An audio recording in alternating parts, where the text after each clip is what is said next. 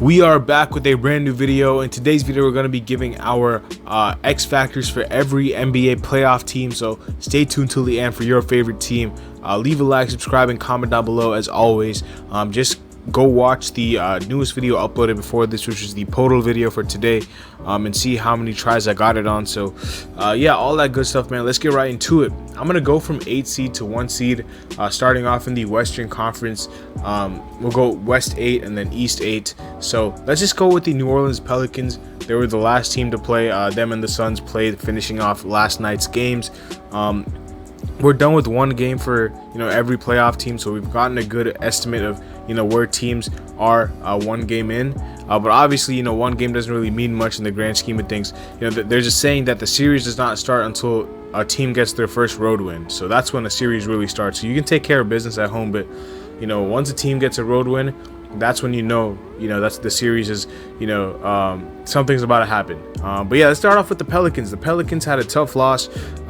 They were down big, like 20 plus, but they came back in the third quarter. They made it a little bit closer.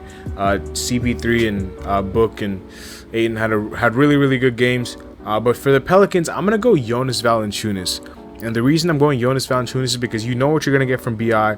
He didn't have that great of a scoring night, only 18 points. CJ had a nice 25. You know what you're going to get from guys like Herb Jones. They went two bigs, Jackson Hayes at the 4, which is interesting. I would have liked to see him start Larry Nance, but I guess Jackson Hayes is working. They went with a pretty big lineup. They basically had Herb Jones running 2.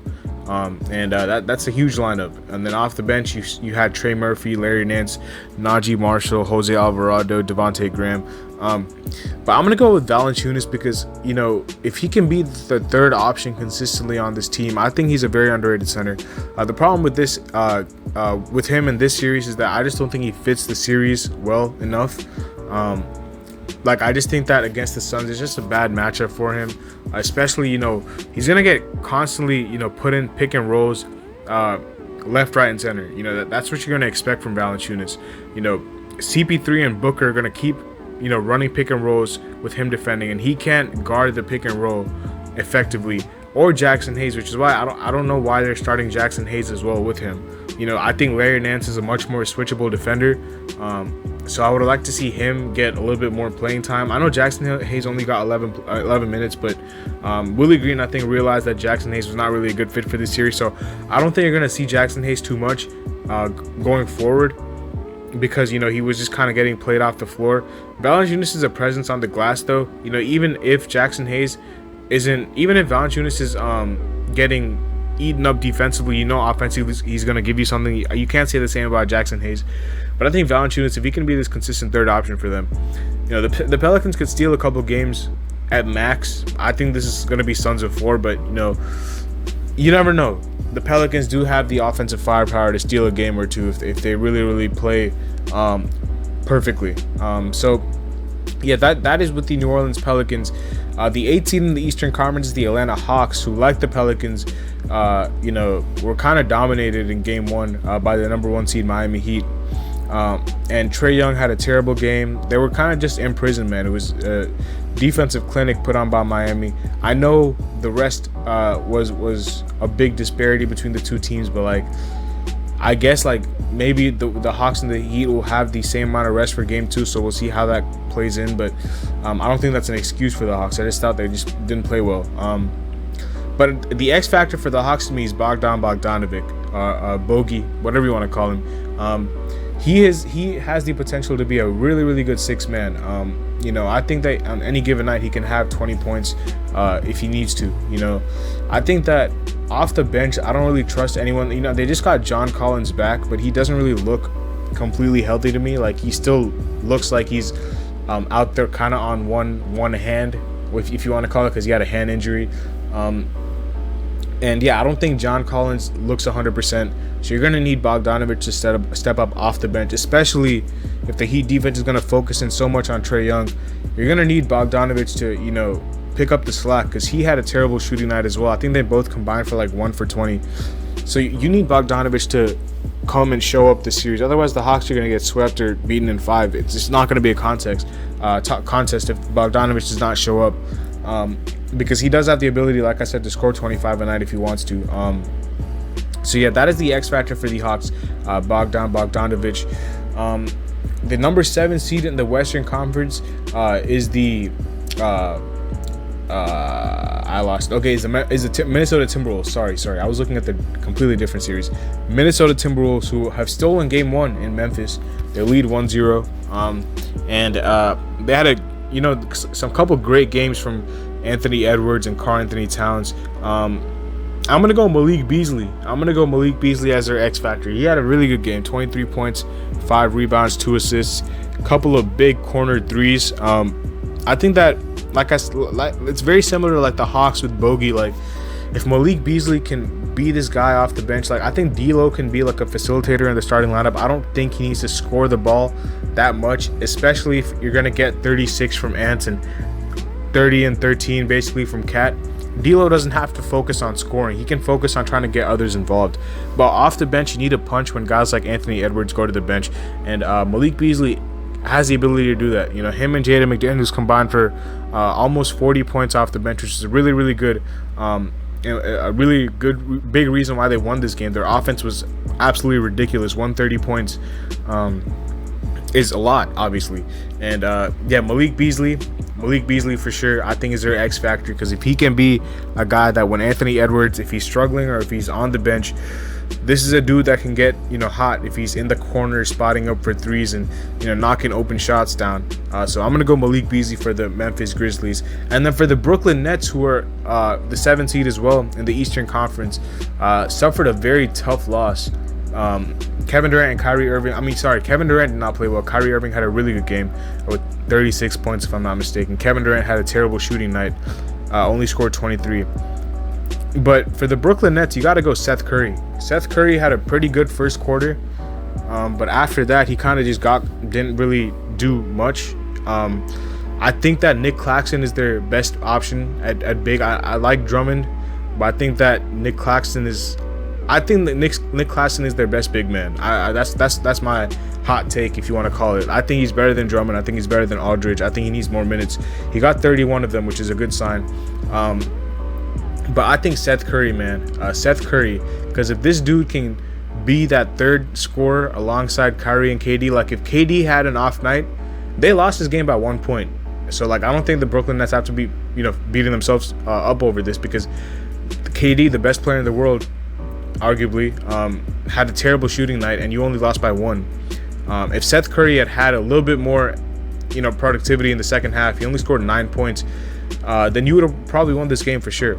But like I said, it took Kyrie Irving to score 39. I don't know if he's going to have another game like this, so Seth Curry will have to pick up the slack for sure. So I'm going to go Seth Curry with the Brooklyn Nets. 6th seed in the West is the Denver Nuggets. It's just so unfortunate that, first of all, Nikola Jokic has zero help from his teammates. And the Warriors are probably going to win the series. But, I would say the X factor for the Denver Nuggets is a guy like Aaron Gordon. Defensively, for sure, and offensively. You had good games from guys like Jokic and Will Barton, but Aaron Gordon just failed to show up in Game 1, only had 8 and 5. You got to have a better performance if you're Aaron Gordon, because if you're Aaron Gordon, your team needs you. You're the 4th overall pick. You have the potential to be a Swiss Army knife that can put up 15 to 20 a game and play elite defense if you need to. You're supposed to be the guy who's supposed to play the defense. Poole had 30, Thompson had 19, Curry had 16 off the bench. And yeah, it was just defensively, it was a terrible performance by the Nuggets, and Aaron Gordon is a big part of that because he's their best defender.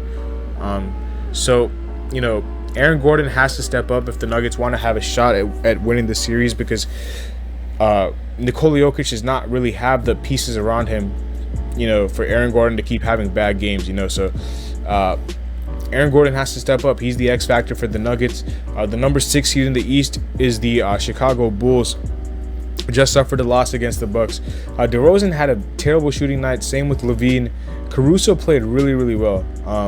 But I'm gonna go with Nikola Vucevic, who had 24 and 17. Counting stats were good, but he missed a couple of wide open layups. You gotta go toe to toe with Brook Lopez and dominate him. This is a guy, when the Bucks played the Orlando Magic in the 2020 bubble, Nikola Vucevic averaged about like 30 in that series, I'm pretty sure. I think he averaged like a 30-point double-double in that series. He was amazing. And you got to do the same, because if LaVine and DeRozan, I know DeRozan said he's not going to have a bad shooting night again, but like DeRozan's playoff history is very, very wishy-washy. Like you can't really rely on him. And then LaVine, like he's making some rookie mistakes, shooting the ball, like taking some terrible shots sometimes. So I'm gonna go with Nikola Vucevic for sure, because we've seen Nikola Vucevic go against his Bucks team and give them that work. I think Caruso, I was gonna say Caruso, but like, what more can Caruso really do? Like, he's been playing really, really well. I think he was probably, their most impactful player last night. So I'm gonna go with Nikola Vucevic. And then the 5 seed in the Western Conference is the I think it's the Jazz, or is it the Mavericks? One of them is I think the Jazz is 5 and the Mavericks are 4. Yeah, because the first game was in Dallas. So the Jazz are 5. The Jazz are 5. Just had a win against the Mavericks. I'm not incredibly impressed by that win, because the Mavericks were without Luka Doncic and probably going to be without Luka Doncic for game 2. But I'm going to go with Bojan Bogdanovic. I already went with Bogdan for the Hawks. I'm going to go with Bojan for the Jazz. He had a great game. 26, 5, and 4. If he can continue to do that and play, score upwards of 20 a night in this series and play good defense, they have a shot at winning this series. They should be in position to win game 2, especially because if Luka Doncic is not playing, which is a very big possibility as of the reports so far, then Bogdanovic and Mitchell and Gobert are going to have to will this team to win this series. Bogdanovic had a great game 1. I don't know, how that's going to carry over to game 2. Defensively, I thought he was solid. If you can do the same in game 2, then you put yourself in really good position. You're going 2-0 up on the road. You've stolen 2 games basically. You're going back home with a 2-0 lead. So if the Jazz can win game 2, they're putting themselves in really good position. And Bogdanovic is going to have to be a big part of that. So he's my X factor for the Utah Jazz. The 5 seed in the Eastern Conference, I'm pretty sure it's the Toronto Raptors. Yeah, because the first game was just played in Philly. Unfortunate for the Raptors. They're going to be shorthanded in game 2. My X factor going into this series was Gary Trent Jr. Unfortunately, I'm not sure how big of a part he's going to play in this series, because he's going to be out for game 2 with an illness. And hopefully he gets better, because he's one of those guys who's very ignitable. He can score, like, he's had games in the regular season where he scored like 40. And if he can like do something very close to that, like score like 25 to 30 a night, you need that scoring. The Raptors don't have the scoring to match Philly. Philly has Harden, Embiid, Maxey, Tobias. Like, they have a lot of scoring on that team, and the Raptors' calling card is on the defensive end, and that's why a lot of people picked them to win the series, is because they thought they were going to have a really good game plan against Embiid.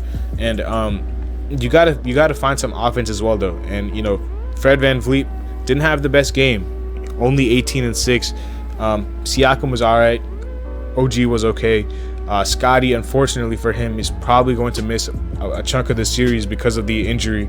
And so is Thaddeus Young. So Gary Trent, whenever he's back, if he's back, is going to have to step up. If Gary Trent Jr. is not back, then I don't know if the Raptors have a shot at winning the series, unfortunately, because I picked them in 7 games. But if Gary Trent Jr. is back, he's going to have to be playing really, really well, because 9 points is not going to cut it. I know he got injured, but he still played 26 minutes before that. Not injured, he had an illness, but he still played 26 minutes before that. So, yeah, Gary Trent Jr. for sure. And then on to the top 3 seeds, or top 4 seeds. In the Western Conference, you got the Dallas Mavericks. Tough loss without Luka.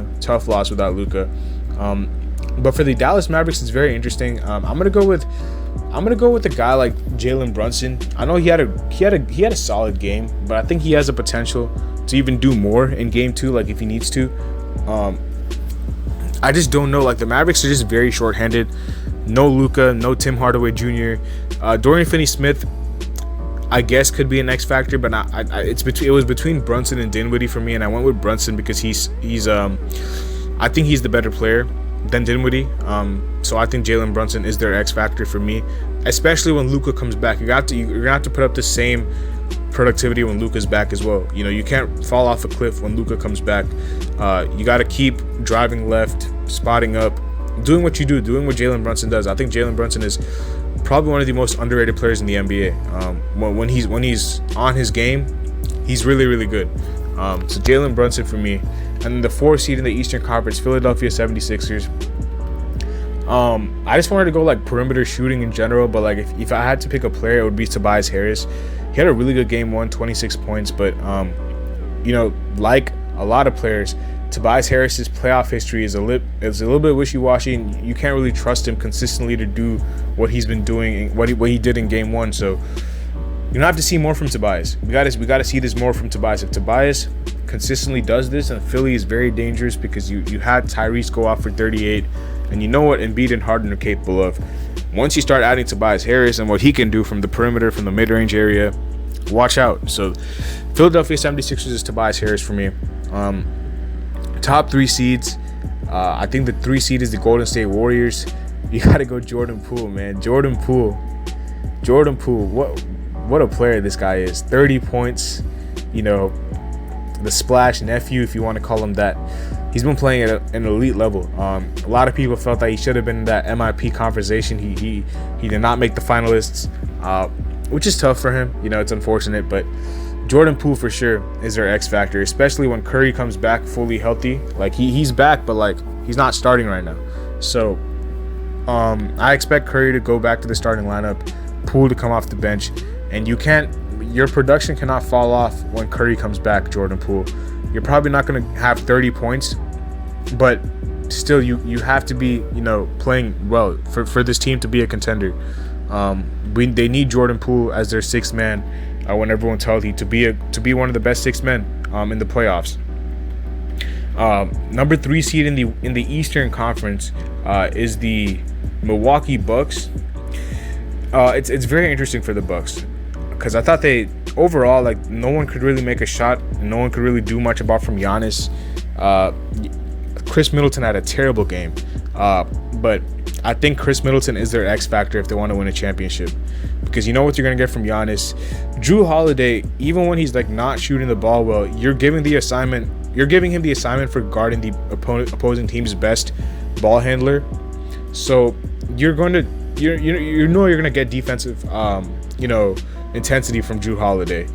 Chris Middleton, like, he can either shoot you like out of a game completely, or he can just become like Kobe Bryant and just take over a game. Like, he's a very inconsistent player, especially in the playoffs, and he is their X factor, because if you want to win the championship, if you want to go back to back, Chris Middleton has to be a big part of that. You know, you can't have Chris Middleton struggling out here. You know, they barely got out of that game against the Bulls when they were up big, and a lot of that was because they couldn't make a shot. It was a very low-scoring game, and no team could make shots. But Chris Middleton, for me, is their X factor. On to the 2 seed in the West, the Memphis Grizzlies. Tough loss, down 1-0. I don't think they're out of the series. I think a lot of people are overreacting and saying that the Grizzlies are frauds. I think they'll be okay once they get settled into the playoffs. Steven Adams has been getting absolutely outplayed, like played out of the series. You know, I don't think he's gonna have a big part to play in the series, especially you got to guard Cat down there and stuff like that, and he doesn't fit the series, unfortunately, for Stevens. I was gonna put him as my X factor, but I don't think he's gonna play that much in the series. You got to go with a guy like Jaren Jackson Jr. He didn't have that great of a game, but he is capable, and he is due for a big game. And when he is on, when Ja is on, when Dylan Brooks is on, when Desmond Bane is on, very dangerous. I would have liked to see DeAnthony Melton get a little bit more minutes, playing time. I just thought that he didn't get enough playing time, in my opinion. I would have liked to see him get more playing time, but Jaren Jackson, for me, for sure, is their X factor. Moving on to the 2 seed in the East, we have the Boston Celtics. Marcus Smart is their X factor. Tatum, Brown, I kind of know what I'm going to get from both of them, but Marcus Smart in game 1 was phenomenal. 26-7, the game-winning assist, elite defense. I know I'm going to get defense from Marcus Smart, but Marcus Smart has these moments where it's not like Drew Holiday, where Drew Holiday is he plays within his role. He doesn't try to do too much. Smart can shoot you out of a series at times, or at least a game. Like if his shot is not falling, he can make some, take some bad shots at times, and if they're not falling, then he's gonna hurt you on the offensive end. He has to keep up that playmaking. You need Marcus Smart, that playmaking to still be there. Defensively, I'm not worried about him. He's gonna bring it no matter what. Probably gonna win Defensive Player of the Year this season. But offensively, you got to continue to knock the three-point shot down, because the Celtics, one of their big Achilles heels is the fact that they don't have enough perimeter shooting. And Marcus Smart, adds to that. If he's knocking his shots down, this team is extremely dangerous. Moving on to the number 1 seed in the Western Conference, the Phoenix Suns had a great win. I'm gonna go with DeAndre Ayton, the big fella in the middle. If they get out of this series, which they're probably going to in a 4 or 5 games series, they're probably going to go up against either the Mavs or the Jazz. And if it's the Jazz, you got your hands full with Rudy Gobert. If you win that series, you got to go against probably either the Grizzlies, who have Jaren Jackson, the Timberwolves, who have Towns, the Warriors, who have Draymond, and the Nuggets, who have Jokic. It's tough. It's tough because there's a lot of good bigs in the West, and if the Suns, they look like favorites right now in the Western Conference to come out of the West for sure. But if they want to solidify that, then DA has to continue this, this dominance that he showed in Game 1, because he was really good in Game 1, and he has to continue to show that because he has the talent for sure, and there's a lot of good bigs he has to match up with. And then finally, the number 1 seed in the Eastern Conference, the Miami Heat. It's Tyler Hero. I think it's Tyler Hero, especially because you could say Duncan Robinson, because he had a really good night and the Heat won that game. But as far as closing a game, you need Tyler Hero. He didn't have that great of a game in Game 1, but you'll need him as a closer. And that we didn't really see the Heat play a close game in the playoffs yet. But when they're in those late game situations, Tyler Hero will be a big crucial factor, because a lot of people feel that he is their best closer and shot creator. So I think it's Tyler Hero for sure, their X factor. If they want to win a championship, it has to be him. But yeah, that's where we're gonna wrap up the video, man. Make sure y'all drop a like, subscribe, and comment down below. Let me know if you guys agree with my picks. I'll see y'all later. As always, have a nice day. Peace.